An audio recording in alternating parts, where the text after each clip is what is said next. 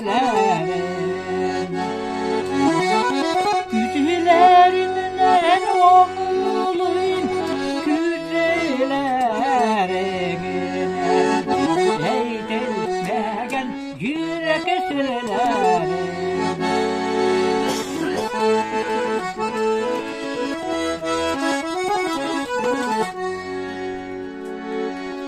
Soğuşlardan hep güzellerine var Başka güzeller yine anılamaz Yaratkanlar güzellerine var Yine güzeller yine anılamaz